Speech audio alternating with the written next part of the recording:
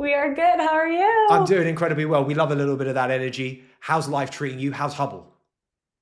Hubble's amazing. I had a few calls this morning with some of the experts and some of the learners, and so it's just on a high from that. Break it down for me. What is the platform? What does it do? I'm a little bit confused between experts and learners. Yeah. So simply put, Hubble is here to make conversation is inevitable between founders and people who have been there. So, the whole journey, the whole like philosophy and the story of no one should go it alone. No one should be wander through the desert alone is one of the biggest philosophies that, we live by. And on the platform, think of it as you have an arsenal of people who have been there, done that, from founders, from investors, from angels, from product, from design, from copywriting, LinkedIn, social media growth. Everyone is there. And you get to just book in time with them and like a fraction of what their rates would normally be if you were to like get a consulting call with them or hire them full time. Awesome. It seems like they're democratizing in knowledge, essentially. Yes, that But is exactly what instead it of like is. some random blogs, these are from real people in the trenches who have actually done the work. It's people who have, the battle scars. They've been there. They have gone through it. They're not here to sugarcoat it. They're not here to tell you that it's okay and that you're doing great, but here to really give you the input and the results that you want. So whether that's a pitch deck review, whether that's, we've had some really exciting, they'll be coming out soon of a learner who has a really incredible business startup. She booked in, and through a connection from her expert, got a check. Oh, nice. And we've had that have happened multiple times, even experts, really loving the person and really vibing with what they're building, and over time have then sent a check I like and it. have invested into the business. Talk to me a little about you're running head of community there now.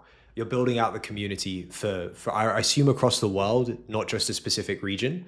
Um, what's the thesis here? Is it like we're going to do a whole lot of online workshops? We're going to do a whole lot of in-person stuff. Like how are you thinking about community today? This is what I'm currently like navigating is humans are hardwired for connection, right? From an evolutionary perspective, if anyone doesn't know, I'm a psychologist by background, um, is that we are hardwired for survival. Isolation equals death. And our brain releases oxytocin when we are around people, when we're helping people, when we're supporting people, when we're just connecting in meaningful ways. Right now, brain is releasing oxytocin. And especially for founders, it is so isolating. And that is something that's talked about time and time again, is just the isolation of the journey. Hmm. And yes, we're thinking about doing online, offline. Hmm. And for the online, it is, workshops, it is webinars, it is actually answering the questions that you have versus the very fluffy, nice philosophical type of conversation. We have an event coming up next week with as a partnership with DFX. And it is all about fundraising. So actually getting in the trenches with founders who have raised and And is going through the these are journey founders that of the are on the fundraise. platform that are coming in to do the talks? Yeah, so these are Right. advisors and like experts who are who are on the platform. People can book in with them, and What do you end up they've calling these done people? the Are they race. like okay, cool. Like I get the commercial term mentor, but is there another word? Are you like a hubbler? Trying to make Hubbler a thing. It feels Kevin, if right. you're listening, It feels right. Like if you got to have like an energy around the word and like it's something to get people excited. Like you want Hubble, you're a hubbler. you Hubbler. Yeah, we are. Kevin, if you're listening to this, we are making Hubbler a thing. And then these events have like huddles, so like they're Hubble huddles. We're getting there. We're getting there. I like it. I like it. That is the goal. I want to create little hubs. Have a London hub, have a San Francisco hub, have an LA hub, have a New York, Boston, and a place for both experts to connect with each other and then for Hmm. learners to connect with each other.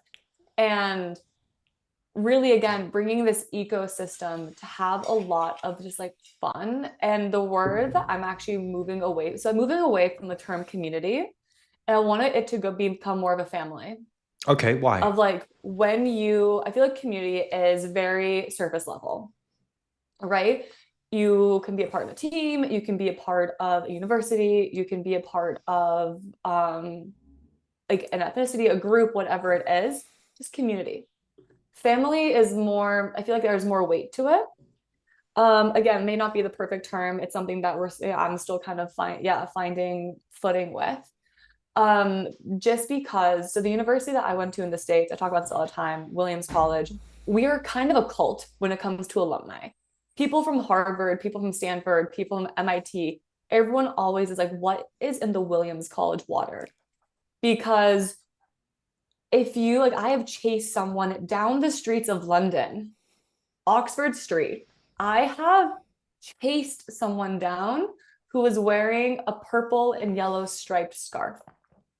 I was like, this can go one of two ways. One, I'm gonna get some weird looks and like I'm gonna really embarrass myself. Or there's like a 99% chance he went to Williams. And lo and behold, he did.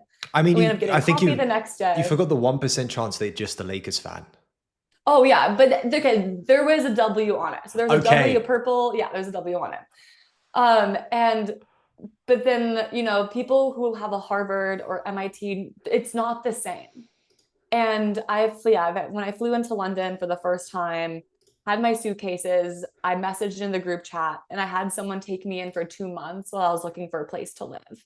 So like there is this extreme camaraderie because of what we've all gone through of living in the middle of cow fields in Massachusetts. And there's just something there that bonds you with people like nothing else. And that is something that I want Hubble to be. Of you see someone with the new logo or little dots, and all of a sudden you're like, oh my gosh, are you on Hubble? Are you a Hubbler? And it sparks this conversation. It becomes this thing, and the experts had even said they've been at events in someone was in an event in like Portugal, someone was an event in Barcelona. They got to talking and they're like, wait, you're on Hubble? I'm on Hubble.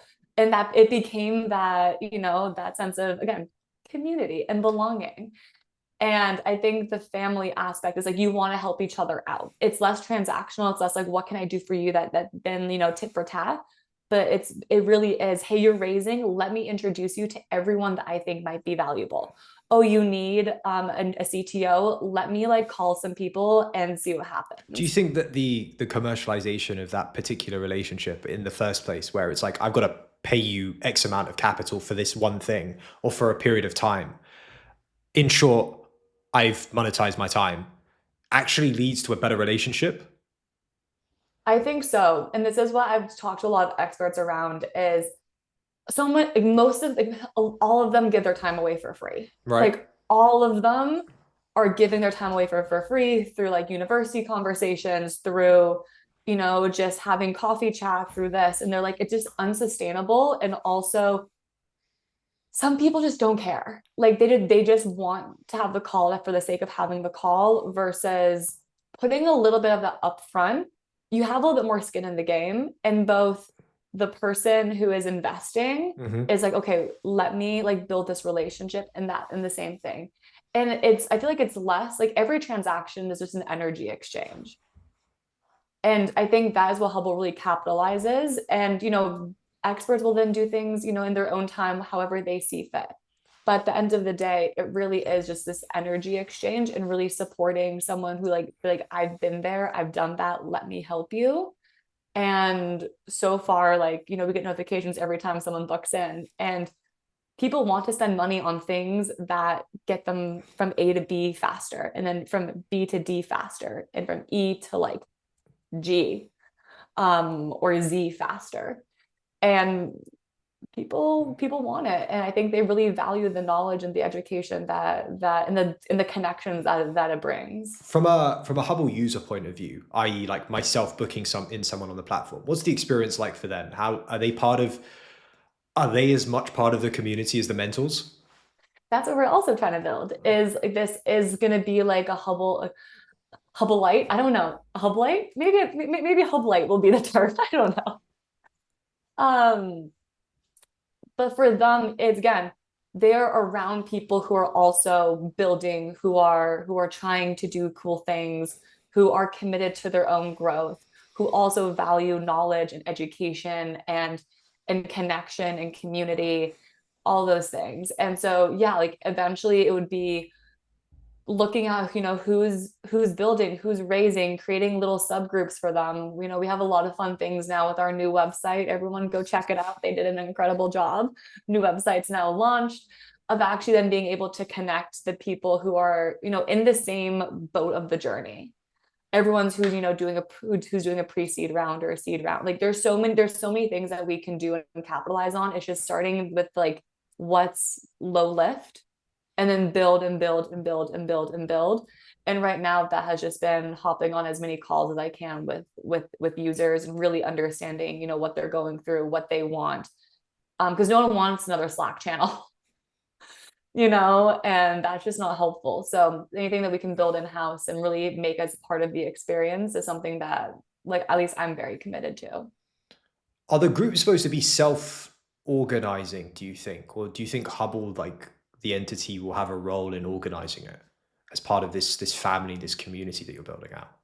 I think it's gonna, it's a good question. It's not as much like, again, no one's gonna do what they're forced to, but again, it's like it's an instigator. It's like, But okay, like if we think about startups today, we think about the European ecosystem, the UK ecosystem, San Fran in New York. Like people get together through Lumas, or people get together through like particles, as an example. Do you think Hubble will sort of build something like that out so that they all can organize it, or do you think they'll use tools like that to organize themselves and be like, right, if we're doing a workshop, let me just use that, and that's sort of built into the application process, the app process. I've never thought of that. So Oh. potentially, Sort of like it sort potentially, of brings out, it allows for the opportunity to go further than just the product, right? yeah, potentially. I think, yeah, like with this DFX event, we're put through Luma. Right. And I think, yeah, once we start doing more events, and we'll do like, hopefully soon, like monthly sort of workshops around hiring, around raising, around talent and AI, around product design, around like, actually talking to customers, having themes for each of these workshops. Yeah, they'll all be put through Luma, and for the community to actually, talk to the experts and really learn like what value can you deliver, and like ask them questions and really engage and have a better streamlined approach. And we're 6 months old. So what Kevin and Timo have been able to build in the team in 6 months has been absolutely incredible. And now we're really doubling down on like processes, on just like, okay, let's, put little things in place. Let's trial and error things. Let's experiment. And it's been really fun of just like, why not? Let's try this and see what happens. Can we do this? Is this feasible? Who do you think does community well at the moment? What brands, what tech community, what tech products do community well, or just outside of that, who does it really well? It's a wonderful question. I'm gonna say Gymshark, but only on their athletic, their on their fitness influencer side. In terms, I think I forget who I was speaking to, but someone was telling me, oh, one of the Hubble experts actually, Dario, he was saying how he went to one of the Gymshark events, and there's however how many thousands of people were there for the influencer side, but to then speak to Ben Francis and actually come and sit with him and have a conversation, only 60 people showed up. So talk to CEO of like Why? 60 people were there for the influencers. Mhm. So I think in that side, Gymshark has done such an incredible job around that. I think as I would be silly not to say Grace Beverly and Tala, and like the community that she's built around herself and around the products. Um, I think Perfect Head as well. Like I just love what they've built around matcha, and just like the movement around matcha. Like I'm from the US, so I've been drinking matcha since I was like 16. uh, then coming here and then be like, oh my God, matcha is a new thing, has been really cool, and seeing them like galvanize people and the systems and everything. I don't know. Do you have any favorite? I'm missing people. I know there's like good communities and good brands. We I'll don't say get the Williams outside the alumni studio. system. We don't get outside the studio much. It's like, who does community well online? I think Apple's community is great because it's sort of like Yeah, it's a Apple, they've Red evangelized Bull. Red Bull, great I've been listening products. to, yeah, Comic-Con, and like that has done community really well. Obviously, So I'm not part of that community, but from what I have witnessed and seen, what like else is good? Taylor Swift, Yeah, the Swifties Swifties. do community really well. Uh UK Who boy are we bands, missing? UK boy bands do it well. UK boy bands, US, yeah, UK boy bands. That's actually surprisingly difficult. Who does it well online? I think the creators do it well online, right? Like Yeah, Mr. Beast. Like, yeah, we've been talking about this, together. Like Mr. Beast, what is it? Speed, the the streamers in the US. But the like, is streamers. that community, or is that just like That's the audience. pure audience, like just pure I feel like that's showmanship? audience. Do you think that plays into Hubble a little bit? Like having the mentors on the platform is obviously deeply important to the product, but if they don't have an audience, they can't earn a revenue. I think it's a mix, right? It's interesting where this is something that, again, like you'll always have a a grapple with, is organic finding, and people finding someone pure, just like looking up talent, Uh huh. versus someone who has been following someone for a while. We've had a few of these in the cohort launches of someone launching and then immediately getting a booking because someone's been following them for a while and was like, I've been following you for a while. I've always wanted to talk to you. This is the perfect way to do it. And so we have seen that. So I think it doesn't really matter about the size of the audience, but again, the engagement of the audience. Like we have, there are people who have 30,000 followers and then like 5 likes Hmm. on LinkedIn. So it's not as much the size, but again, the connection and the just yeah, I guess like the connection with the audience, and like with your followers, with your community, with your people, of how hot they are, speaking of wanting to like use your services, or if they're just a bunch of random names from people that you're never going to talk to. Do you think that it'll always be like a very commercial and very business relationship with people on Hubble? Like you won't have them over for like obviously the events that the mentors might put on or be a part of. Do you think it goes further than that? Do you think it becomes Oh more yeah. intimate? Do you think it becomes more showy, more conferencey? I think it can go either way. I think, we have experts who become really good friends, people who've, like you go out for coffees with them and like Hmm. hang out with them, and like they become good, you Are find they close are they friends on the paying for that platform. time? Are they paying for that time, or is that just past that point Just potentially? past the point. Again, like, and it's up to like mentors' discretion, as to experts' discretion, as to what that looks like. And then the experts themselves become friends, right? Like that's something that we're really, really driving. We have a few really exciting partnerships in the, coming up, and for experts to really get connected with each other, for the learners and experts to get connected, for the learners to get connected. But I think, there's so many different ways it can go. And I'm always down for, like, I would love it for it to get intimate as much as possible. But if that's at scale, how do you drive that? But I think intimacy, and that just emotional intimacy, that connection one-on-one, hopefully will always stay at the center of what we do. I love it. Like I said, I think it's amazing that we're democratizing knowledge here and actually talking to the people on the ground doing the work rather than a random blog post that AI has generated, right? There, Exactly. Like there's been there's only I've had so so many much. fun conversations.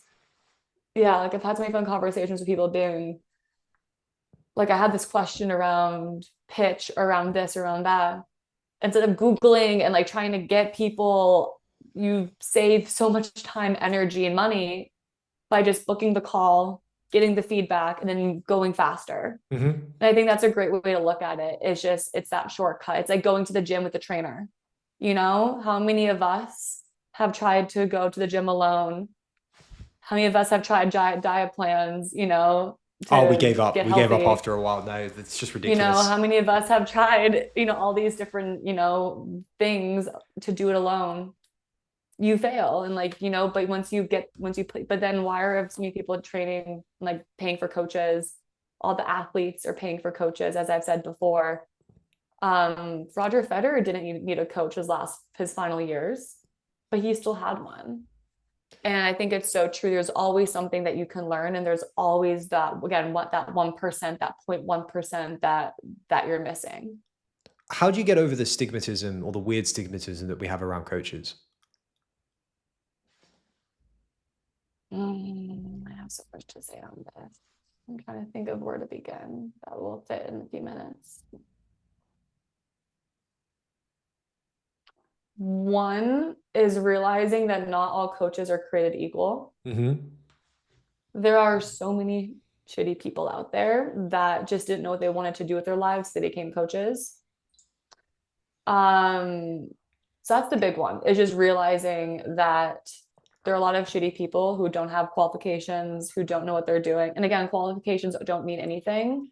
They do mean a lot. They're a great foundation, but it's everything that's on top of that.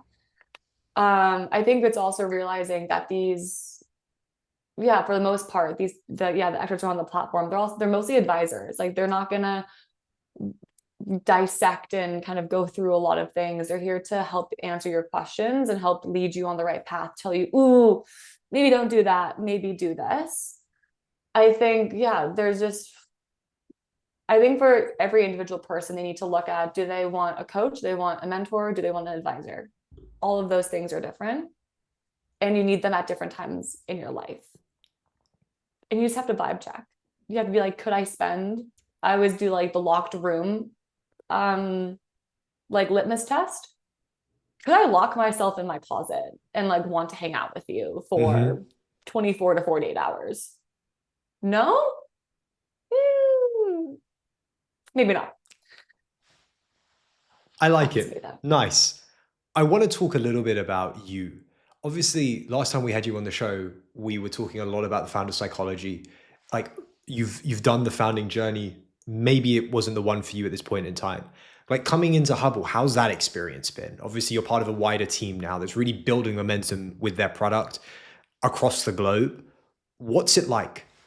Like, have you had to sort of like ego check yourself, or is it like, no, this is perfect, this is what I need? In what way? In the sense of like, I needed the time off, or I needed a different situation and environment to really dial in myself, so that I can, like, if we ever go back to doing the founding journey again, of like, I'm going to go start a startup, I'm ready to go. Or is this the right place right now? Oh, this is the right place right now. I love it. I love it. The team's amazing. What we're building is amazing.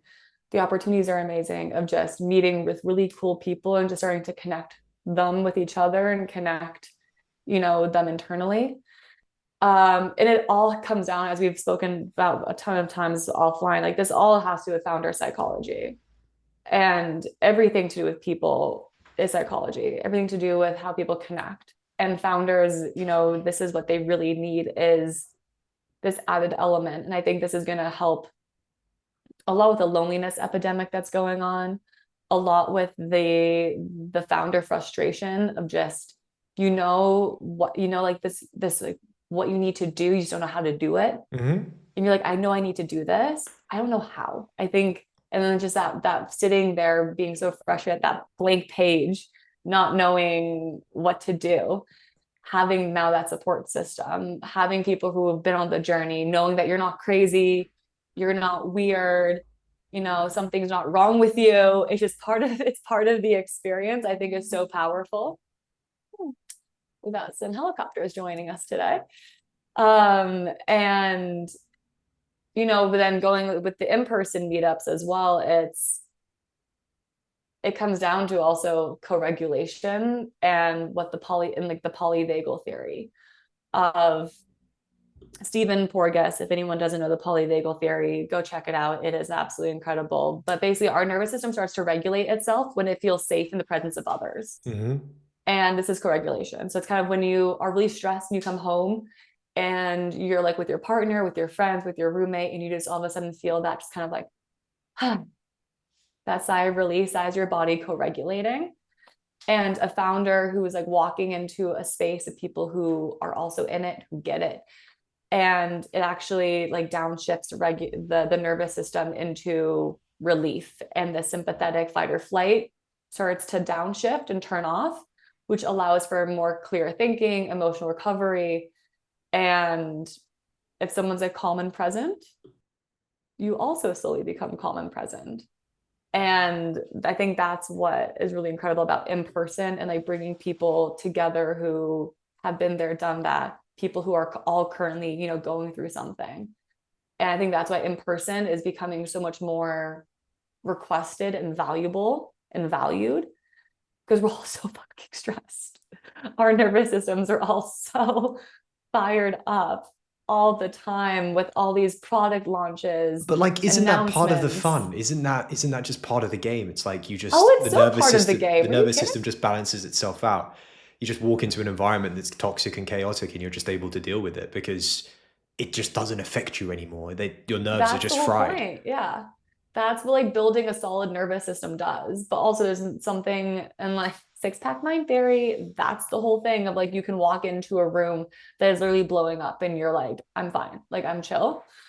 But also it really does help for people who are kind of beginning this journey around the nervous system and just don't notice its effects, to go to spaces that can just downregulate them and make them feel a bit more calmer, a bit more peaceful, and be in that environment is also really, I think, what we need to prioritize in like the founder journey, because it all comes down to nervous system and founder psychology. Sash, this has been awesome. Thanks so much for the time. Where can they Thank you for find you in having Hubble? me.